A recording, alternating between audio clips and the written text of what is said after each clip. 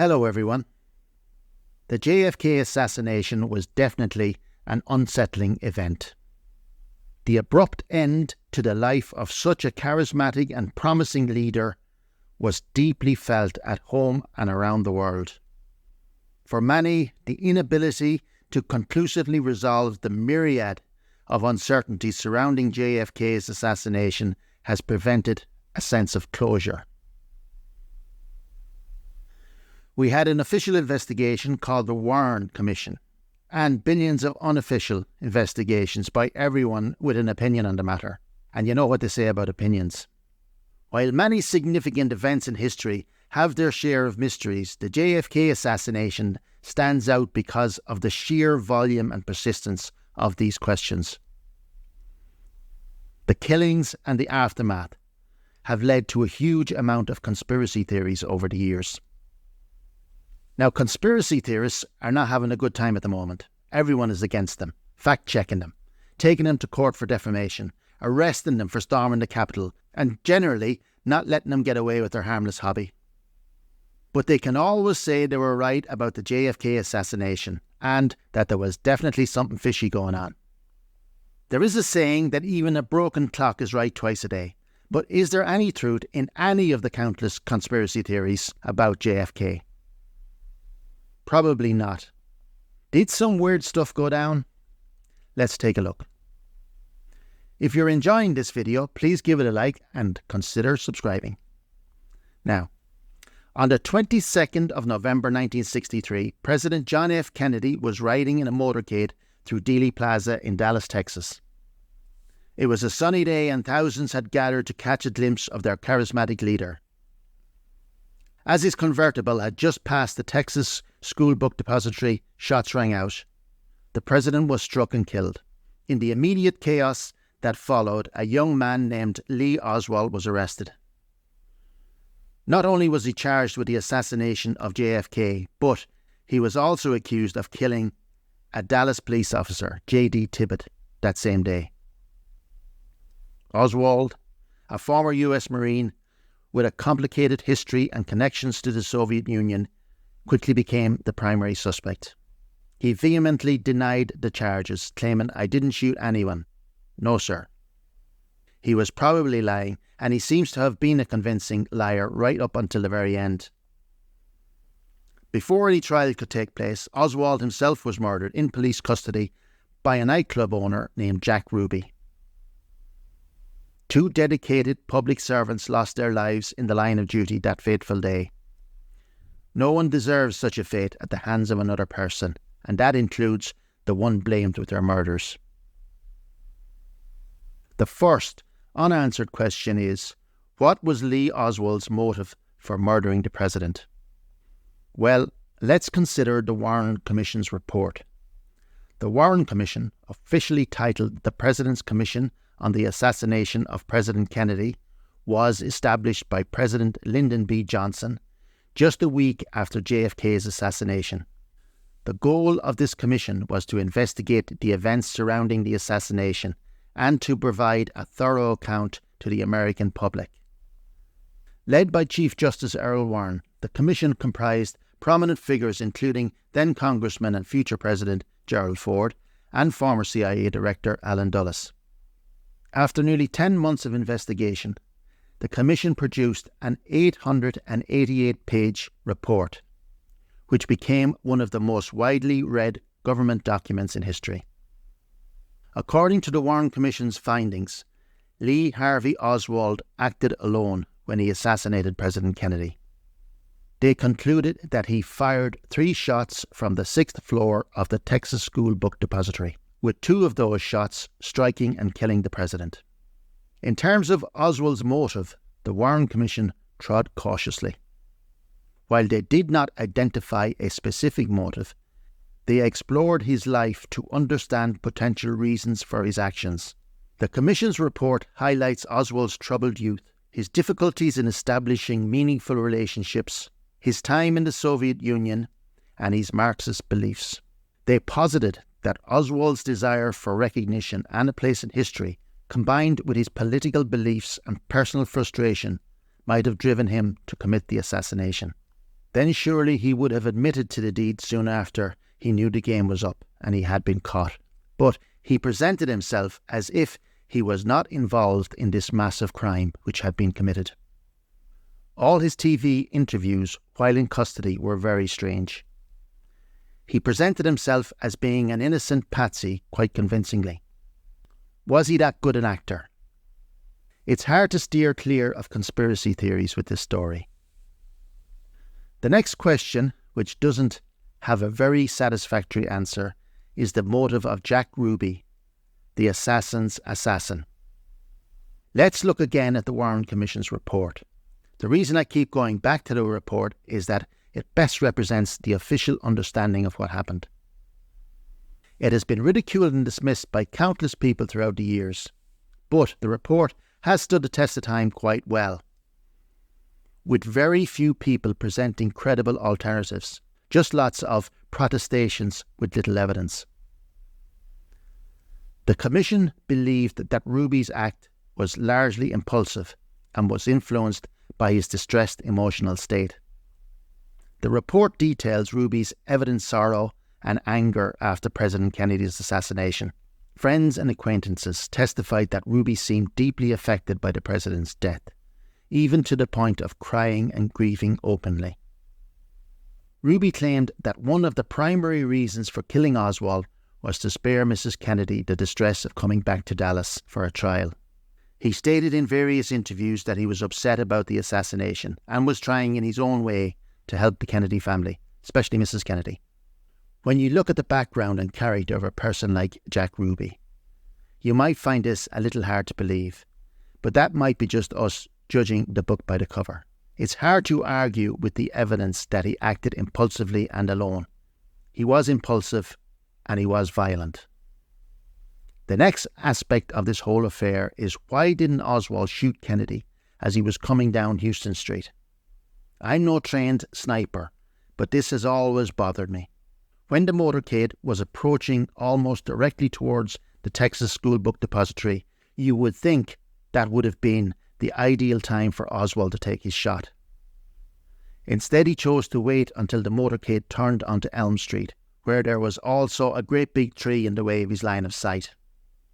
The assassin would definitely have had more opportunity to complete his act and be more face-on to the target as they approached the book depository down Houston. So why didn't he shoot earlier? We will never know.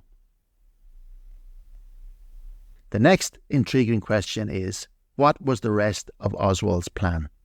Once Oswald had fired those fateful shots, what was his endgame? What did he envision would happen next? After the assassination, Oswald hurriedly left the Texas School Book Depository and soon after killed Officer J.D. Tibbet. Yet, where was he going and to what end?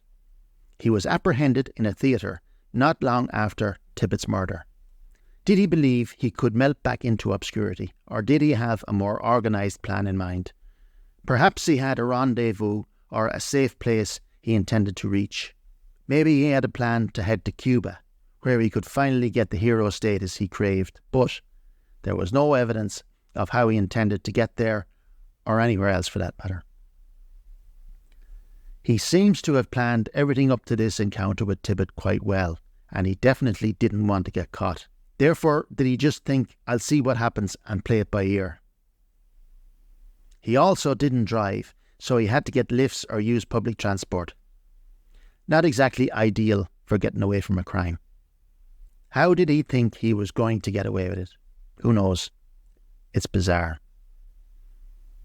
Another fact about Oswald is that he was the inspiration for a fictitious character in one book before the assassination. Probably thousands after the assassination, but one before, which I find interesting. That book is called The Idle Warrior by Kerry Thornley. The book is about a Marine who defects to the USSR. The novel's protagonist, Johnny Shelbourne, was based on Oswald. I don't know why, but I find it odd that Oswald was the subject of a book before the events in Dealey Plaza, mainly because I thought I knew most of the publicly available information about the case, and that Oswald was always regarded as a nobody. There aren't many people who have books written about them, So maybe he wasn't such a nobody. The next oddball thing to discuss is the single bullet theory. It has always been the weakest link in the Warren Commission's report. There are a number of problems with the single bullet theory, also known as the magic bullet theory. And now, the magic bullet has just become even more magical with the recent publication of a book by security agent Paul Landis, assigned to Jackie Kennedy. Paul's book may have answered one question, but raised even more about that bullet. According to the Warren report, the first bullet to hit the president also hit another person, Governor John Connally, who was sitting in front of Kennedy. The bullet inflicted 7 wounds in total on the 2 men. On a home movie taken of the shooting called the Zapruder film, the 2 men seem to have different reaction times to being shot, and this ties in with Connally's recollection that he was hit a split second after the president. Another strange thing about the single bullet theory is the first 2 wounds. An entry wound to JFK's back and an exit wound to his neck. When you look at the Zapruder film, the president is sitting upright, and therefore the trajectory from the 6th floor window doesn't look right. Bullets do strange things when they hit hard objects like bones. So it is possible, but it is yet another unusual occurrence to my mind. The bullet ended up on a trolley, which was being used to treat Governor Connally at Parkland Hospital, Dallas. For years it was unclear how it got there.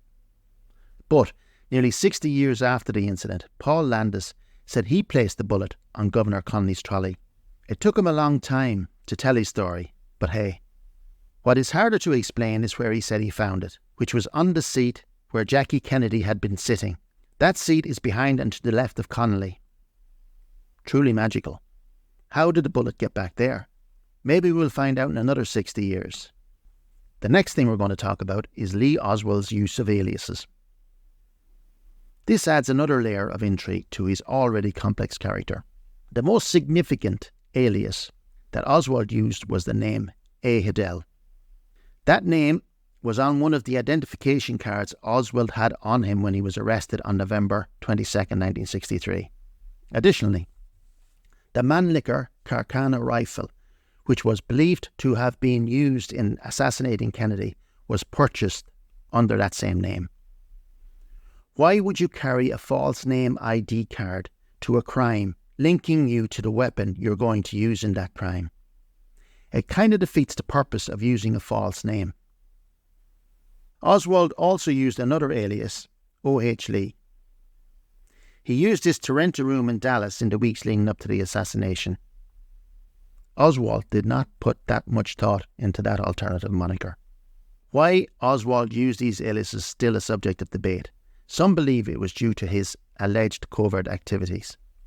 The fact he was using aliases is certainly an indicator of Oswald's character. His illegal intentions, secretive nature, and possible delusions of grandeur. Seeing himself as a spy or secret agent. Another morbid observation about the shooting is the fact that the shots became more accurate the less time the shooter had to aim, assuming there was only one shooter. The trajectory and timing of the shots are puzzling. The first shot, which presumably would have been fired when Oswald had the most time to aim, apparently missed its mark. The following shots, fired in quicker succession, were more accurate, with the third shot being devastatingly so.